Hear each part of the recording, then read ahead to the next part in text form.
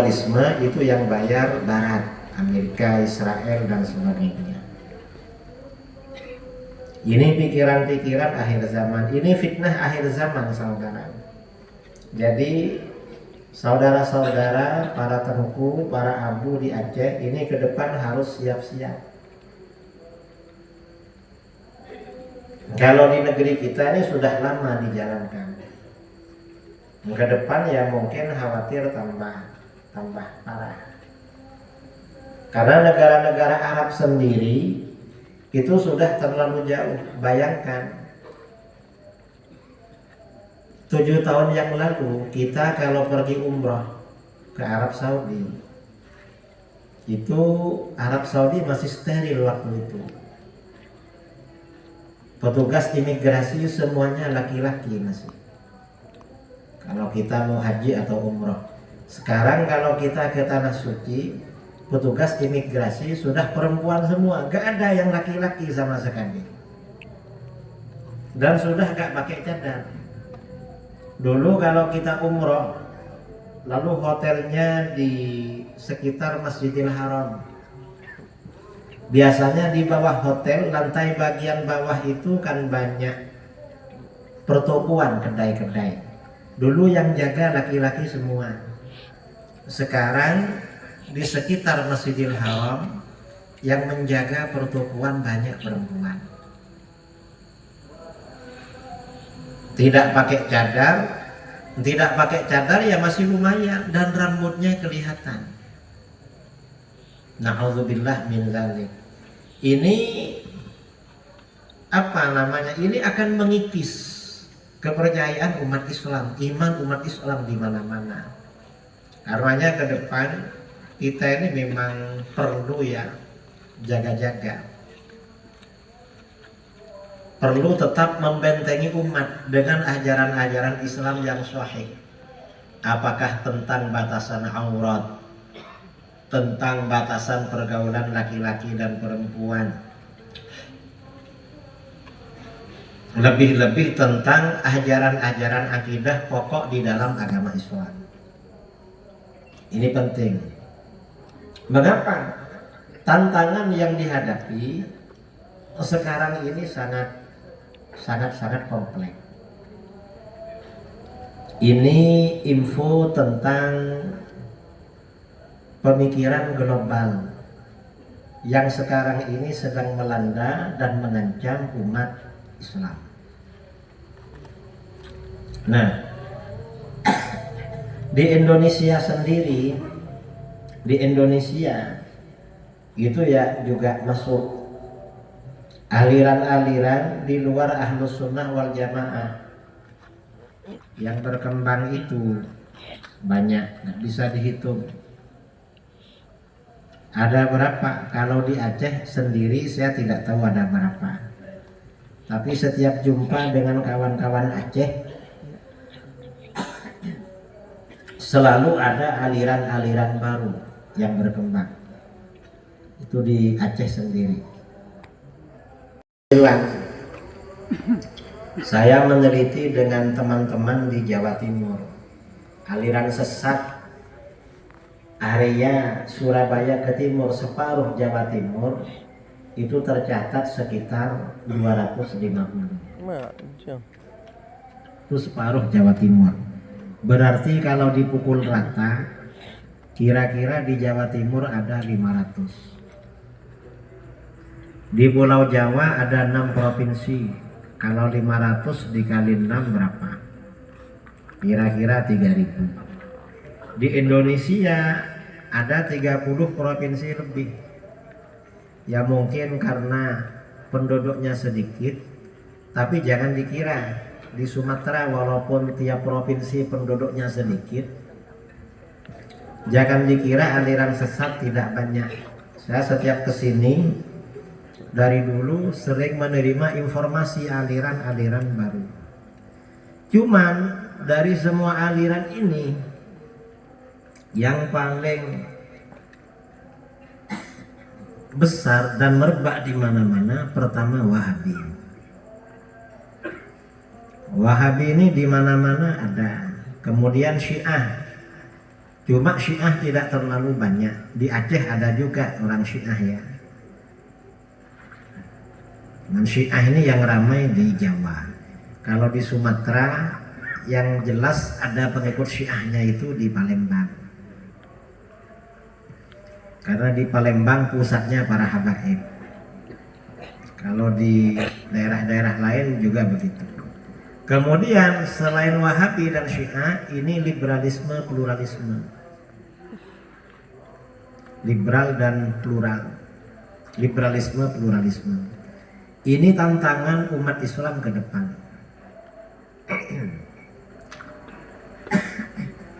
Yang paling banyak bersinggungan dengan kita dunia dayah adalah Wahabi. Dan Wahabi sekarang ini cara penyebarannya cukup canggih. Mengapa? Karena mereka juga bikin dayah. Kalau dulu sebelum tsunami ya di Aceh, yang namanya dayah itu pasti aswaja dulu. Di Jawa di mana-mana dulu begitu, yang namanya pondok pesantren pasti ahlus sunnah wal jamaah. Belakangan orang-orang Wahabi juga bangun dayah, bangun pesantren. Dan dayah mereka ini, dayahnya orang-orang Wahabi, ini kadang dikasih nama Imam Syafi'i. Di Banda Aceh ada dayah Imam Syafi'i, punyanya Wahabi. Dan hampir di mana-mana di Indonesia, dayah atau pondok pesantren yang namanya Imam Syafi'i itu punya Wahabi. Karena kita sendiri kalau bangun dayah ya dikasih nama Darussalam, Darul Huda, Darul Hidayah, atau apalah. Mereka langsung pakai nama Imam Syafi'i. Itu di mana-mana. Saya melihat hampir di seluruh Indonesia. Karena saya memang kerjanya keliling-keliling. Tadi sama Abati ditanya, sudah berapa hari dari rumah? Saya ingat-ingat berangkat dari rumah dulu hari Sabtu. Bukan Sabtu kemarin ya. Bukan Sabtu sebelumnya, Sabtu sebelumnya. Dan itu sebelum Sabtu saya di rumah cuma 2 malam. Itu pun malam-malam sampai rumah paling jam 1, jam 2 karena pulang pengajian maulid. Sebelum 1 hari saya keliling-keliling ke Batam, ke Riau, lalu Madura, kemudian Kalimantan Barat. Nah, di mana-mana saya kalau ada nembot, ada plang ya, pondok pesantren atau dayah saya baca. Dan saya tanya biasanya, itu punya siapa? Aswaja itu, bukan kiai. Itu yang Imam Syafi'i Wahabi. Mereka ini namanya Imam Syafi'i, punya Wahabi. Itu Wahabi dayah. Lagi kemudian daya tariknya orang Wahabi ini apa? Dayah-dayah mereka mengutamakan tahfidzul Quran. Dari murid-muridnya yang tahfidz itu kemudian diminta jadi imam di masjid di kota-kota. Suaranya merdu-merdu.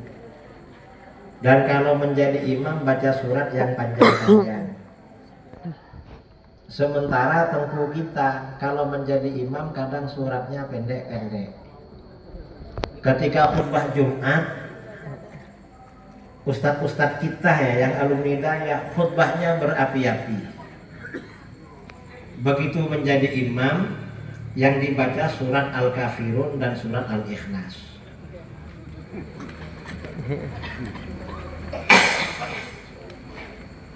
Dan ini hampir di mana-mana. Daya tariknya Wahabi itu Al-Quran memang. Dan ini memang diingatkan oleh baginda Rasulullah SAW. Al-Quran jadi daya tarik untuk menyesatkan orang. Dalam hadis riwayat Ibnu Hibban dari Sayyidina Hudzaifah bin Al-Yaman radhiyallahu an, Rasulullah SAW bersabda, "Innama atakhawwafu alaikum rajulun qara'al Qur'an. Sesungguhnya sesuatu yang aku khawatirkan pada kamu adalah laki-laki yang baca Quran. Baca Quran ini bagus, dianjurkan, termasuk ibadah paling utama. Tapi dalam hadis ini Rasulullah khawatir. Berarti ini ada masalah. Ini berarti baca Qur'annya bukan biasa, baca Qur'annya bagus. Hatta idza ru'iyat bahjatuhu alaih, hingga ketika orang itu kelihatan indah karena Al-Qur'an. Kok indah karena Al-Qur'an? Mungkin dia hafid Qur'an atau hafal surat-surat yang panjang. Ketika menjadi imam suaranya merdu, masyarakat tertarik. Setelah dia kelihatan indah karena Al-Qur'an, wasara ridaan bil Islam, dan dia menjadi penolong Islam. Kok penolong Islam? Mendirikan rumah tahfidz, mendirikan masjid, jadi khatib, jadi imam, ngajak orang bertaubat. Jadi penolong Islam memang. Setelah menjadi penolong Islam, ghayyarahu ila ma Allah. Dia merubah Al-Qur'an pada apa yang Allah kehendaki. Maksudnya bagaimana? Ajaran Al-Qur'an yang dirubah. Yang tidak syirik dia syirikkan. Yang tidak sesat dia sesatkan. Yang tidak bid'ah dia bid'ahkan. Fansalakha minhu wa nabadhahu wara'a dhahri. Lalu dia melepaskan dirinya dari Al-Qur'an. Al-Qur'an dia lempar jauh-jauh. Setelah itu fasa'a ila jarihi bis-saif. Lalu dia menyerang tetangganya dengan pedang. Artinya sesama umat Islam dibunuh sama dia. Mengapa dibunuh? Waramahu bisyirki, dia menuduh tetangga itu telah syirik. Sebagian sahabat bertanya, ayyuhuma aula bisyirki ya Nabi Allah, ar-rami amil marmi. Siapa dari keduanya yang lebih berhak dianggap syirik, hai Nabi Allah? Yang menuduh atau yang dituduh? Rasulullah SAW menjawab, balir rami. Justru yang menuduh syirik yang lebih berhak dianggap syirik. Nah, ini ciri-cirinya siapa? Qurannya bagus, punya militansi pada Islam, menjadi penolong Islam, bahkan kesannya paling Islam, memang rajin ke masjid. Cuman orang ini mensyirikkan orang. Kok mensyirikkan orang? Ya dengan cara merubah ajaran Al-Quran. Pakai dalil saudara. Mensyirikkan orang tuh pakai dalil, tapi ditahrif maknanya. Ini kira-kira siapa? Siapa lagi kalau bukan Wahabi? Karena sudah syirik maka dihalalkan membunuh itu. Tahun 2022 saya ada undangan di Bima, Nusa Tenggara Barat. Sebelum saya ceramah, Abu yang ada di situ ceramah duluan sebagai sambutan. Kata beliau, Kiai, kami ini Ahlus Sunnah. Tiap malam Jumat biasanya baca maulid. Baca ya Nabi salam alaika. Karena kami baca maulid tiap malam Jumat, di belakang kami ada tetangga anti maulid. Setiap kami baca maulid, mereka kirim hadiah batu bata melayang ke sini. Dilempar batu bata sama Wahabi. Saya tanya, masih ada batu batanya? Ada Kiai, kami simpan terus sebagai kenang-kenangan. Lalu waktu saya ceramah, saya menyampaikan hadis ini. Saya bilang, beruntung tetangga saudara cuma punya batu bata. Coba tetangga saudara punya bom molotov atau punya bom, kira-kira gak dihadiahkan apa enggak? Dihadiahkan saudara. Ini Wahabi. Wahabi ini mengkafirkan orang, mensyirikkan orang. Dan di sini dikatakan keluar dari ajaran Al-Quran atau keluar dari Islam. Kita gak mengkafirkan Wahabi, tapi ajarannya memang keluar dari Islam, keluar dari Al-Quran. Mengapa ajaran Wahabi keluar dari Al-Quran? Wahabi ini konsepnya, ajarannya itu sebagian besar itu bermuara pada konsep Tritauhid.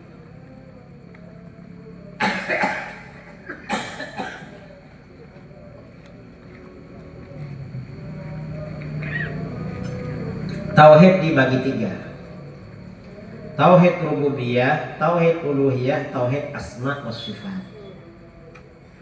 Nah, tauhid rububiyah dan uluhiyah ini dibikin tujuannya apa?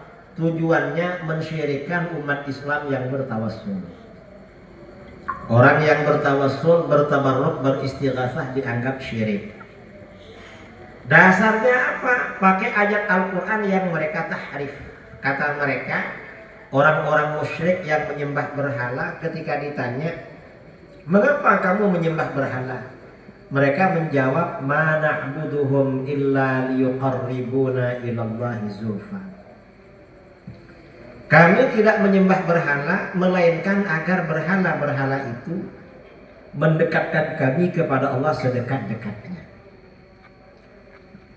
Nah, artinya orang musyrik menyembah berhala itu karena tujuan wasilah, agar dekat pada Allah.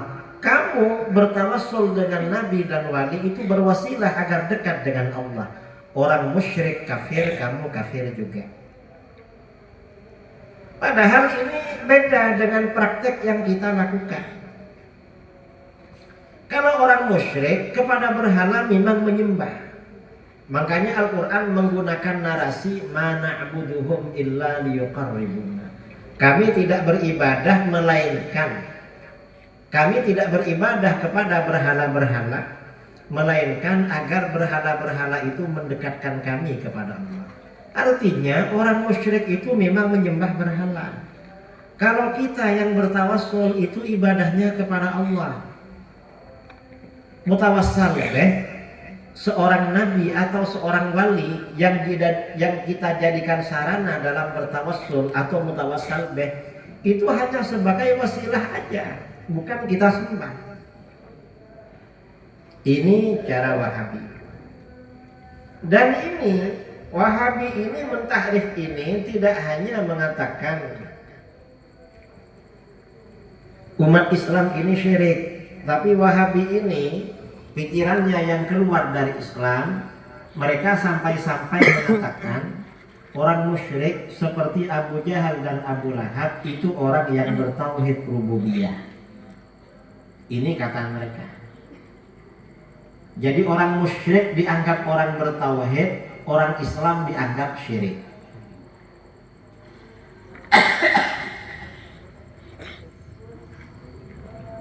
Nah, ini benar-benar keluar dari ajaran agama.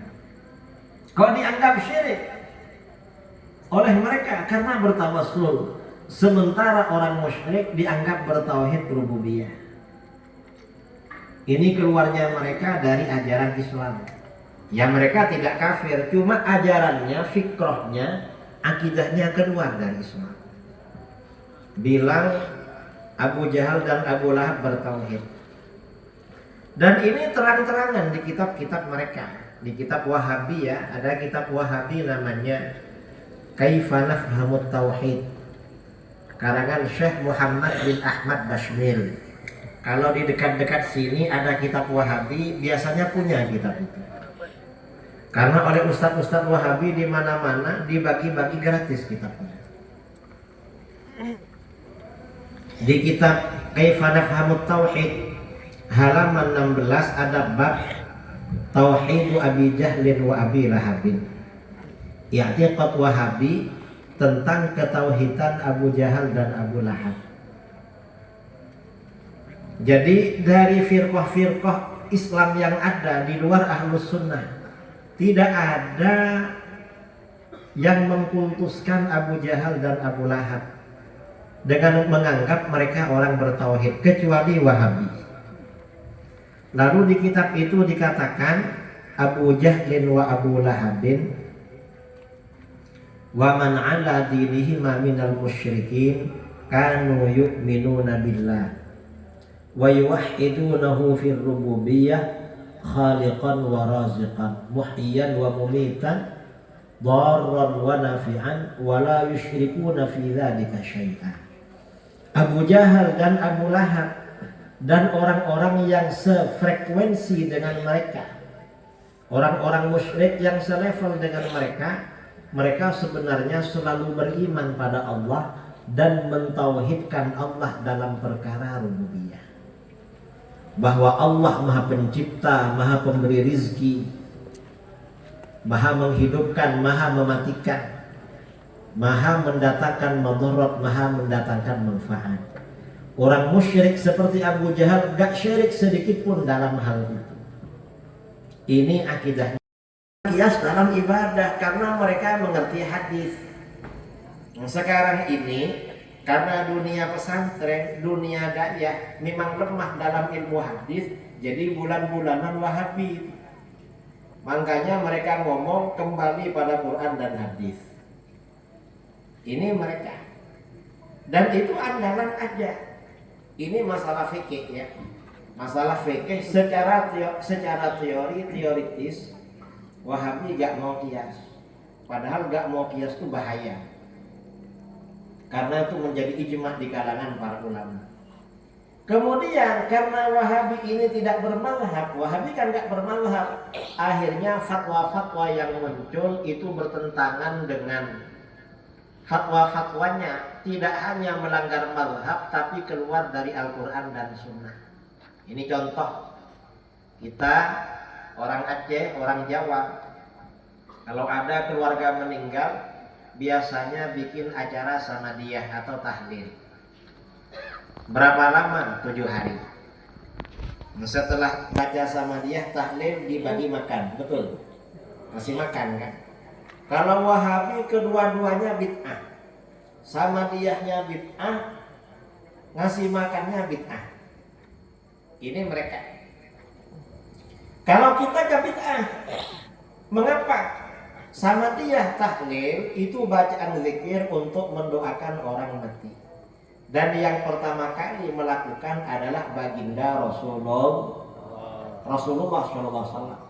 Dalam hadis riwayat Imam Ahmad dan Al-Baihaqi dari Jabir bin Abdullah Al-Ansari radhiyallahu an, Rasulullah SAW, Jabir berkata, kharajana ma'a Rasulillah sallallahu alaihi wasallam yauman ila Sa'd bin Mu'adz hina tuwfi. Kami pergi membersamai Rasulullah sallallahu alaihi wasallam pada satu hari menuju kediaman Sa'd bin Mu'adz pada saat beliau meninggal dunia. Ada sahabat meninggal, lalu Rasulullah pergi ramai-ramai bersama para sahabat pergi takziah. Falamma shalla alaihi Rasulullah sallallahu alaihi wasallam thumma dufina wa suwiya alaihi turab. Setelah Rasulullah mensolatkan jenazahnya, lalu jenazah itu dikubur dan kuburnya ditutup rata dengan tanah, jalasa Rasulullah sallallahu alaihi wasallam fawqa qabri. Rasulullah masih duduk-duduk di atas kuburannya. Apa yang beliau lakukan? Faqal subhanallah tawilan. Lalu Rasulullah membaca subhanallah dalam waktu yang lama. Subhanallah, subhanallah, subhanallah. Fasabbahna ma'ahu. Kami semuanya para sahabat baca subhanallah. Thumma qala Allahu akbar. Lalu Rasulullah baca takbir. Allahu akbar, Allahu akbar, Allahu akbar. Fakabbarna ma'ahu. Kami semuanya baca takbir. Satu riwayat Rasulullah baca la ilaha illallah subhanallah. Para sahabat baca. Falamman syarafa, ketika Rasulullah berhenti membaca, qilana. Sebagian sahabat ada yang bertanya, ya Rasulullah, ma laka tusabbih fatukabbir. Hai Rasulullah, mengapa baginda tadi baca subhanallah, baca Allahu akbar? Lama. Apa jawabannya? Rasulullah menjawab, laqad tadayaqa ala hadzal 'abdis salih qabruhu. Sungguh hamba Allah yang soleh ini tadi benar-benar dijepit oleh kuburannya. Bayangkan, ada sahabat orangnya soleh yang mensolatkan juga Rasulullah, dijepit kuburan, saudara. Kira-kira yang gak soleh bagaimana kira-kira? Yang gak soleh. Hatta khasyitu alla yufarraja'an, sampai aku khawatir hamba ini tidak dilapangkan kuburannya oleh Allah. Karenanya dibacakan zikir hatta furrija'an, hingga kuburannya dilapangkan oleh Allah. Artinya apa? Bacaan zikir sama dia untuk orang mati itu bermanfaat. Itu bisa mendatangkan ampunan bagi almarhum dan bisa melapangkan alam kubur. Itu bacaan sama dia. Wahabi cuma bilang bid'ah, bid'ah, bid'ah.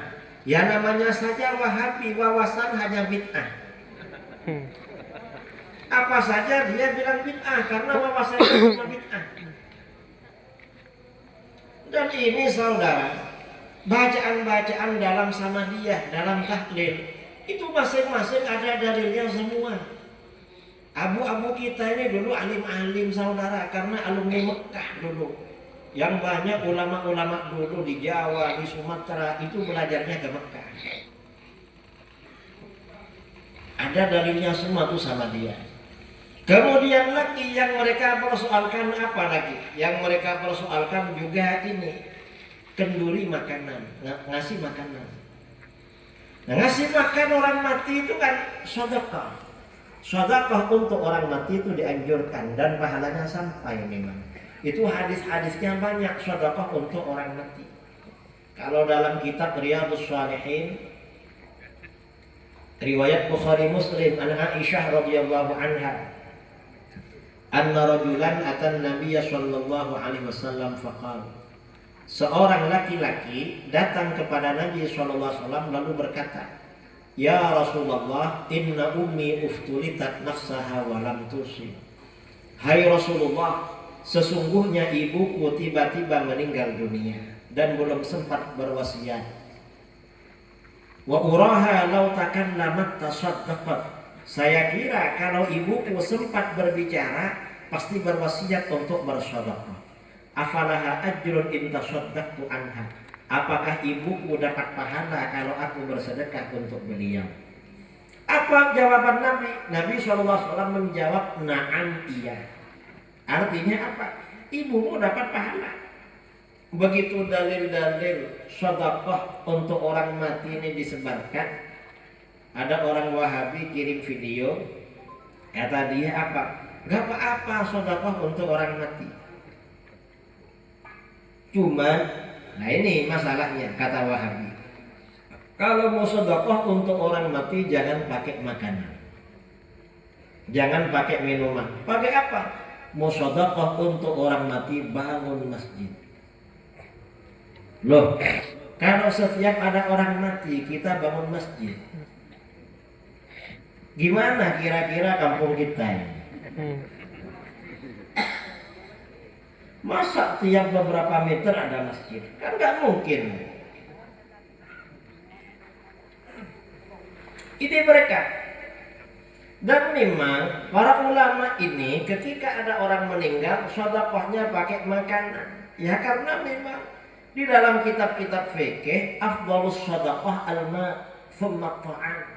Coba di bab janais di bagian belakang ya, di syarah Minhaj atau syarah Minhajul Qawim, al-shadaqah untuk sedekah yang paling afdal nomor 1 minuman, nomor 2 makanan. Memang paling afdal.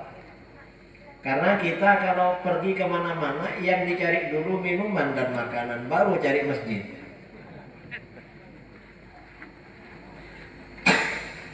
Itu saudara. Lalu yang mereka persoalkan, ini sama diahnya kok 7 hari ngasih makannya, bid'ah itu katanya. Loh, kok 7 hari bid'ah?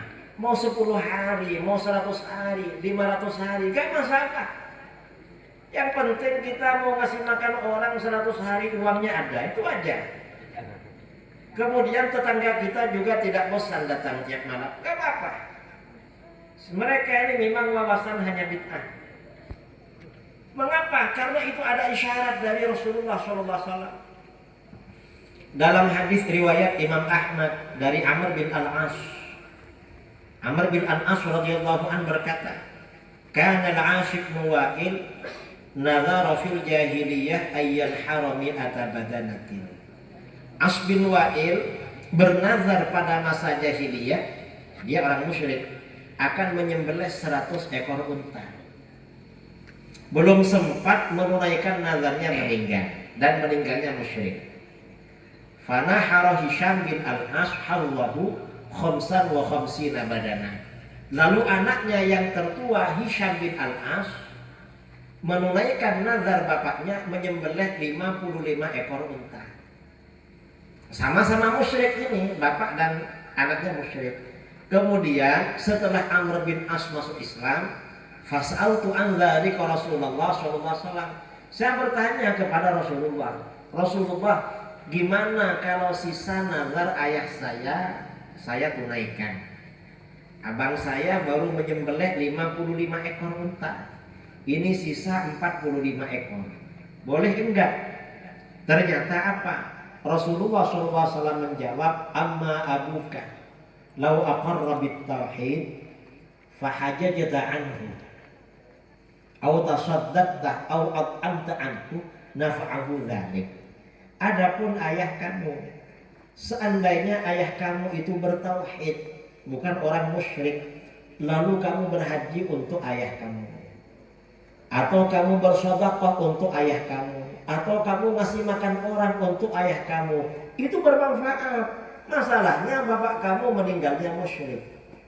Nah, ini artinya apa? Yang ditanyakan oleh Amr bin As, anaknya menyembelih 100 ekor unta untuk bapaknya.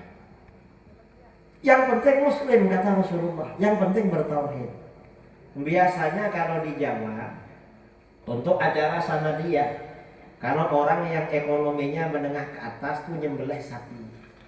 Sapi itu cukup dimakan 7 malam sampai selesai tahlil. Nah, kalau 100 ekor unta disembelih, 1 ekor ini kan lebih besar daripada sapi. Mungkin 1 ekor cukup sama dia 10 malam. Kalau 100 ekor kali 10 berapa berarti? Itu kan berarti 1000 malam sama dia. Artinya apa? Kita ini bikin acara sama dia mau 7 hari, 70 hari, mau 7 bulan, gak masalah saudara, yang penting uangnya ada. Dan tetangga kita tidak terlalu repot, tidak bosan yang mau datang, itu aja sebenarnya. Kalau Wahabi ini wawasan hanya bid'ah, sedikit-sedikit bid'ah. Dan masyarakat sekarang, masyarakat awam semakin jauh dari ulama, gak ngerti kadang-kadang, akhirnya mudah terpengaruh dengan faham bid'ah. Apalagi yang menyampaikan ustaz, dibilang alumni Timur Tengah, kalau menjadi imam suaranya merdu. Ini pentingnya saudara ya, dunia dayah ini kita perkuat, kita dukung. Memang perlu dayah ini semakin saling bersinergi antar dayah, saling menguatkan. Mengapa? Untuk menjaga dan membentengi umat Islam di negeri kita. Karena hanya dayah memang satu-satunya benteng umat Islam di negeri kita dari berbagai arus pemikiran yang melanda. Ini baru pemikiran Wahabi, bahaya saudara. Jadi saya kira ini ya yang perlu saya sampaikan sebagai pengantar. Mungkin selanjutnya kita perkuat dalam sesi tanya jawab. Pertanyaan kata panitia Ari Maturidi, kalau tasawuf ikut mazhab Junaid al-Baghdadi, itu di dalam tasawuf. Dan diwajibkan oleh para ulama di dalam tasawuf wajib ikut mazhabnya Junaid al-Baghdadi agar ada keseimbangan antara syariah dengan hakikah. Kalau orang dibiarkan ikut al-Hallaj, akhirnya ngaku Tuhan semua. Dan ada di Jawa yang aliran-aliran begitu itu ada sampai sekarang. Ada. Dan kontroversial karena dimusuhi sama kiai-kiai. Ya mungkin di Aceh ada juga lah, cuma beda jenis mungkin.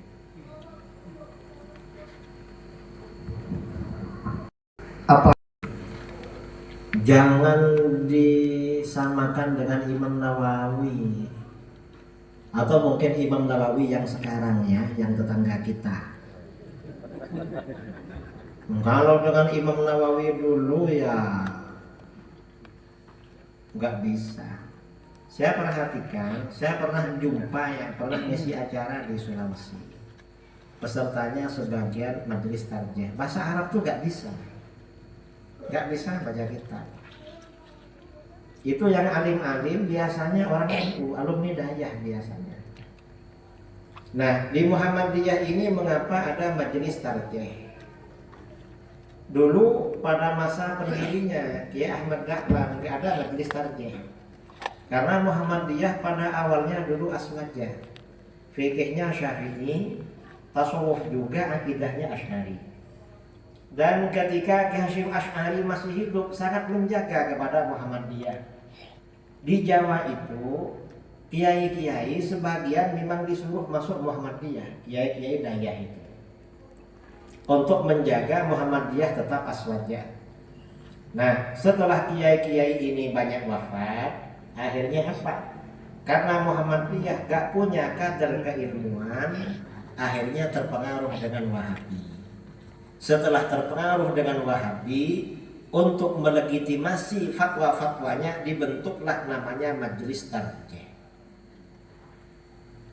Dan Muhammadiyah ya, pemikirannya seperti di dalam himpunan tarjih, itu gabungan antara aswaja dengan Wahabi. Mengapa begitu? Kalau kita ahlus sunnah, wahdaniyat kan dibagi tiga. Wahdaniyah fi dzat, wahdaniyah fi sifat, wahdaniyah fil af'al. Kalau Wahabi tauhid rububiyah, tauhid uluhiyah, tauhid asma wa sifat. Nah, Muhammadiyah mengambil separuh-separuh. Allah wahdaniyat dalam zat, wahdaniyat dalam sifat, wahdaniyat dalam uluhiyah. Nah, karena wahdaniyat dalam uluhiyah ini, maka orang Muhammadiyah menjadi Wahabi, ikut-ikutan alergi tawassul, alergi ziarah kubur, alergi samadiyah, tahlilan, kenduri, dan lain-lain. Itu di Jawa. Di sini sama ya. Kan nggak mau sama dia kan? Nah, itu Wahabinya berarti. Wahabinya Muhammadiyah. Cuma kalau Muhammadiyah yang organisasi itu Wahabinya separuh. Cuma kadang Wahabinya kebablasan nih. Itu Muhammadiyah. Dan mereka anti mazhab Muhammadiyah. Dan yang paling bikin gaduh Muhammadiyah itu biasanya menjelang bulan puasa. Karena jauh hari, kurang 2 bulan sudah diumumkan puasa jatuh tanggal sekian. Itu bid'ahnya Muhammadiyah. Mereka kan suka membid'ahkan orang juga ya. Bid'ahnya Muhammadiyah. Dan mereka Muhammadiyah meminta agar Indonesia gak pakai ruqyat tapi pakai hisab. Padahal yang ahli hisab kan orang Dayah sebenarnya. Karena di Dayah-Dayah diajarkan ilmu hisab. Tapi kita mengapa pakai ruqyat? Karena itu metode yang berlaku sejak masa Rasulullah SAW. Dalam hadis riwayat Imam Abu Dawud dari Abdullah bin Umar radhiyallahu anhuma, Ibnu Umar berkata, taro an-nasul hilal fi ahdi Rasulullah SAW. Orang-orang berkumpul untuk melihat hilal awal Ramadan pada masa Rasulullah SAW. Faraitul hilal, kata Ibnu Umar. Lalu aku melihat hilal. Fa'ataitu Rasulullah SAW. Fa akhbartuhu anni ra'aitu. Lalu aku mendatangi Rasulullah. Saya kasih kabar, Rasulullah, saya melihat hilal. Akhirnya apa? Kemudian fasamah wa amaran nasa bisyami. Rasulullah berpuasa dan mengumumkan agar orang berpuasa juga. Nah, yang dilakukan oleh Kementerian Agama dengan mengirim tim ruqyah kemana-mana itu sunnah yang terjadi pada masa Rasulullah SAW. Kemudian itu dilakukan pada masa Khulafaur Rasyidin dan seterusnya. Dalam masalah ini Muhammadiyah ini keluar memang dari dari tradisi Islam ya, sejak masa Rasulullah SAW. Tapi nggak apa, karena itu kias sebenarnya. Saya bulan puasa yang sebelumnya waktu di Amerika berdiskusi dengan tokoh Muhammadiyah. Dia maksa pakai hisab. Loh, Ustadz, jangan maksa pakai hisab. Mengapa? Karena yang pakai ruqyah itu dari Rasulullah. Saya sampaikan hadisnya. Kami tidak anti yang pakai hisab seperti Muhammadiyah, enggak. Karena itu produk kias. Dan kias ini termasuk dalil. Cuma yang pakai ilmu hisab itu itu fatwanya ulama tabi'in. Yang pertama kali membenarkannya awal puasa dan awal hari raya dengan hisab itu kan ulama tabi'in, namanya Imam Mutarrif bin Abdullah bin Asy-Syikhir. Itu Imam Mutarrif. Nah, sedangkan kalau pakai ruqyah ini semuanya memang pakai ruqyah. Sampean nggak apa-apa pakai hisab, tapi jangan menyalahkan yang pakai ruqyah. Karena yang pakai ruqyah yang lebih orisinil ini. Kita agak menyalahkan. Jadi begini, kalau pakai ruqyah itu ikut sunnah, kalau pakai hisab ikut qiyas. Saya bilang begitu pada mereka. Dan ini dibilang begitu, Muhammadiyah ini alergi pada qiyas. Padahal penetapan awal puasa mereka pakai qiyas.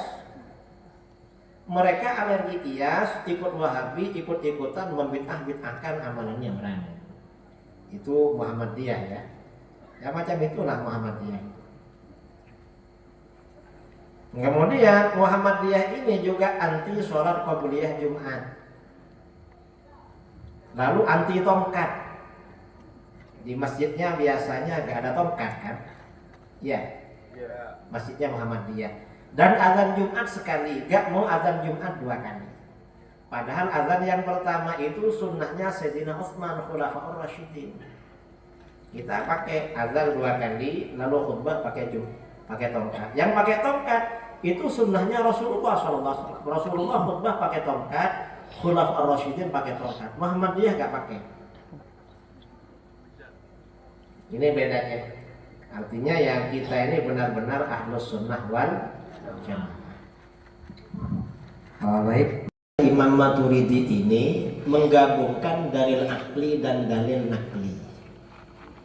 Mengapa? Karena pada waktu itu ada kelompok ubulat dari Zahiriyah cuma berpatokan pada nakli, anti akli. Lalu ada Mu'tazilah yang cuma pada akli, gak mau nakli. Akhirnya Imam Asy'ari dan Maturidi dalam akidah ini manhajnya gabungan antara akli dan nakli, sama-sama dipakai. Cuman kata para ulama, yang Asy'ari ini jadi andaikan jadi 2 lebih dekat ke nakli, gak persis di tengah, lebih miring ke nakli. Yang Al-Maturidi lebih miring ke akli, lebih miring ke dalil akli. Kalau Imam Asy'ari lebih miring ke dalil nakli. Tapi sama-sama gabungan antara akli dan nakli. Ini Imam Asy'ari dan Maturidi. Adapun khilafiyah di dalamnya itu banyak ya, terkenal di kitab-kitab. Dan saya kira agak perlu dalam dijelaskan malam ini. Itu terlalu teoritis. Kalau di Aceh namanya Huda, ya, Himpunan Ulama Dayah. Kalau di Sumatera Barat namanya Perti, Persatuan Tarbiyah Islamiyah. Di Medan namanya Al-Wasliyah.